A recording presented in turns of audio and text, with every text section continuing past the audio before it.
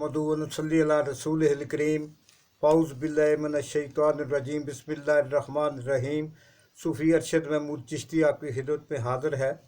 जलसा कामयाब रहा या नाकाम, आर्मी, अदलिया और सियासी लीडरों का जिक्र नहीं किया गया।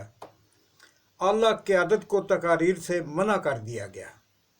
वालिदैन बीवी के जिक्र पर मियाँ नवाज शरीफ जज्बाती हो गए।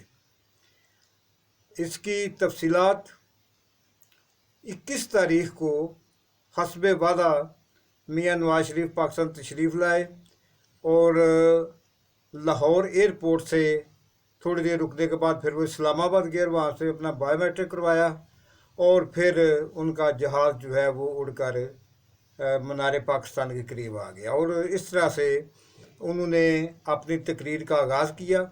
आज मियाँ नवाज शरीफ मनार पाकिस्तान लाहौर पहुँचे हैं तो ये जलसा हर लिहाज से एक मुकम्मल जलसा था। और सबसे बड़ी बात ये कि पूरे पाकिस्तान ने नून लीग से मीनार पाकिस्तान पर आकर इजहार यकजहती किया है, मियाँ नवाज शरीफ से इजहार यकजहती किया है। क्राउड इतना ज़रूर था कि इसे जलसी कोई भी नहीं कह सकता। ये एक अच्छे मायने में यानी कि अच्छा जलसा था। उन्होंने किसी भी सियासी लीडर का नाम लेकर तनकीद नहीं की, किसी भी फौजी अफसर का, किसी जज या चीफ जस्टिस का नाम लेकर तनकीद नहीं की। तकरीर शुरू से आखिर तक धीमे लहजे में चलती रही, किसी को चैलेंज नहीं किया गया। मियाँ नवाज शरीफ, मियाँ शहबाज शरीफ, मरीम नवाज और हमजा शरीफ, इन लोगों के अलावा बाकी तमाम आला क़यादत को तकारीर करने का मौका नहीं दिया गया ताकि ख्वाजा आसफ, जावेद लतीफ़, राना निसार, खुर्रम दस्तगीर साहब, एहसन इकबाल जैसे दबंग लीडर्स कहीं कोई ऐसी बात ना कह दें कि जिससे हालात फिर अखाड़ पछाड़ की तरफ चल पड़े। ये पॉलिसी जलसे की कामयाबी की बड़ी वजह भी बनी है। नवाज शरीफ किसी भी मुकाम पर मुश्तल नहीं हुए जहां उनके वालिदैन और बीवी का जिक्र है, उनकी आवाज़ में हल्की सी जज्बाती कैफियत महसूस की गई थी। इस जलसे की कामयाबी की एक बड़ी वजह निगरान पंजाब हुकूमत और निगरान वफाकी इदारों और सरकारी मुलाजमीन भी थे, जिन्होंने जलसा गाह में सफाई सुथराई, कुर्सियाँ लगवाना और मेज़ लगवाना, मेज़ों पर एक बड़ा झंडा लगवाया गया। जलसा गाह में लाइट्स का इंतज़ाम, जलसा गाह में साउंड सिस्टम, डीजे वालों का बड़ा अच्छा साउंड सिस्टम था, उसका इंतज़ाम था। इस पर सरकारी इदारों ने यकीनन बहुत मेहनत भी की है और बहुत पैसा भी खर्च किया है। नवाज शरीफ की तकरीर के दौरान तराने, नारे और शेर आया के नारे गूंजते रहे, कोई कमी नज़र नहीं आई। पैसा इस जलसे पर पानी की तरह बहाया गया। लाहौर एयरपोर्ट पर थोड़ी देर रहे, फिर इस्लामाबाद प्रवास करके इस्लामाबाद एयरपोर्ट पर ही उनका बायोमेट्रिक का इंतज़ाम किया गया था। और जिस तरह से मियाँ नवाज शरीफ को ज़मानत दे दी गई मुकदमात में, ये भी एक तारीख का अनोखा वाक़या है। आज तक किसी को इतनी आसानी से इतने बड़े जुराइम में जो है वो माफ़ी नहीं दी गई। ताहम अगले चंद रोज़ में ये मामला ज़ेर बहस ज़रूर आएगा। अदालतों के सिलसिले में हर तरह से इन्हें फैसिलिटेट किया गया। फ़ौज की तरफ से कोई रुकावट डालने की कोशिश नहीं की गई। मियाँ साहब ने जज्बाती अंदाज में कहा कि मुझे जेल के छोटे से कमरे में, जहाँ मुश्किल से एक चारपाई बिछाई जा सकती थी, वहाँ रखा गया। यही कुछ इमरान खान के साथ भी हुआ।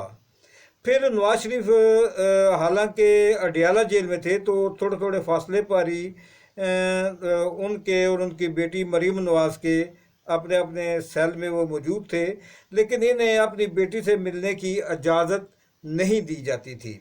सिर्फ महीना में एक बार इस चीज़ की इजाज़त दी जाती थी, 1 घंटे के लिए, कि वो अपनी बेटी से मिल सकते हैं। इमरान खान अपने अपने सेल में थे, लेकिन इमरान खान के साथ भी यही कुछ हुआ। इन्हें अपनी बीवी से मिलने नहीं दिया जाता था, इन्हें अपने वकला से मिलने के लिए बड़ी तगदो करनी पड़ती थी। नवाज शरीफ की बेगम साहिबा लंदन में बीमार थीं, लेकिन अपनी अहलिया और अपने बेटों से टेलीफोन, सेल फोन या मोबाइल पर बात करवाने से उनको इनकार कर दिया गया था और कोशिश की गई कि इन्हें कैद तन्हाई का शिकार रखा जाए। इमरान खान को भी कैद तन्हाई में अब तक रखने की कोशिश की गई है। इन्हें बेटू से जो कि लंदन में रहते हैं उनसे बात नहीं करवाई गई और कहा गया कि ऑफिशियल सीक्रेट एक्ट या आर्मी एक्ट वाले कैदी की टेलीफोनिक गुफ्तगू नहीं करवाई जा सकती। जिस वक्त इमरान खान हुकूमत में थे कोशिश करते रहे कि नवाज शरीफ को कोई सहूलत ना दी जाए, जबकि नवाज शरीफ भी लंदन में बैठकर इमरान खान को हर सहूलत से महरूम रखने की पूरी कोशिश करते रहे और वो इसमें कामयाब भी रहे। जनरल कमर जावेद बाजवा नवाज शरीफ की हुकूमत के खात्मे की वजह बने थे और यही जनरल बाजवा ने रात 12 बजे अदालतें खुलवा कर तहरीक एतमाद जो कि कासिम सूरी साहब ने मानकर कौमी असम्बली तोड़ दी थी उसको असम्बली को दोबारा बहाल करवा लिया और एक तहरीक अदम एतमाद के ज़रिए इमरान हुकूमत का ख़ात्मा कर दिया गया और फिर शहबाज शरीफ को बतौर वज़ीर आज़म उस असम्बली में मुंतखब कर दिया गया। नवाज शरीफ और इमरान खान ये दोनों कमर जावेद बाजवा को दोनों ने ही एक्सटेंशन देने के लिए एक दूसरे से बढ़ चढ़ कर इस काम को अंजाम दिया था। सर्विस के आखिरी हिस्से में दोनों ही जनरल बाजवा से शदीद नफरत करने लगे थे। शुरू के चंद साल इमरान खान और जनरल बाजवा में गहरे तल्लुकात थे, बल्कि इमरान खान साहब बड़े फ़ख्र से कहते थे कि मैं और जनरल बाजवा एक ही पेज पर हैं। मौजूदा जनरल के भी आर्मी चीफ से पहले नवाज शरीफ से अच्छे तल्लुकात थे। उनकी लंदन मुलाकात के बारे में भी सुना गया था। फिर इनकी 27 तारीख की रिटायरमेंट रोक कर 29 तारीख को जनरल बाजवा की रिटायरमेंट के बाद जनरल आसिम मुनीर को आर्मी चीफ लगा दिया गया। इस वक्त नवाज शरीफ और आर्मी चीफ एक ही पेज पर हैं। इसी पस मंज़र में नवाज शरीफ का दावा कि वो अगले वज़ीर आज़म होंगे, जो चौथी बार वज़ीर आज़म बनेंगे, ये उनका दावा कुछ ठीक लगता है, क्योंकि निगरान वज़ीर आज़म का ये बयान कि अगर इमरान खान जेल में हो या उसके कारकुन जेल में हों तो इसका ये मतलब कि इलेक्शन नहीं हो, फिर भी इलेक्शन होंगे। असल में वो ये कहना चाहते थे कि जब अब इलेक्शन होंगे तो इमरान खान को रिहा नहीं किया जाएगा, ना ही उसके 10-15 हज़ार जो कारकुन हैं उनको रिहा किया जाएगा। लिहाजा इन हालात में मियाँ नवाज शरीफ को एक बड़ा सॉफ्ट रास्ता मिल जाता है। मियाँ नवाज शरीफ को प्लेइंग फील्ड जो है उसका अच्छा यानी कि एक रास्ता मिल जाता है और फिर लगता है कि इस दफ़ा ये बात सच साबित होगी। मैं इजाज़त चाहता हूँ, मेरे चैनल को काइंडली आप सब्सक्राइब कर लें। बहुत शुक्रिया। अस्सलाम वालेकुम।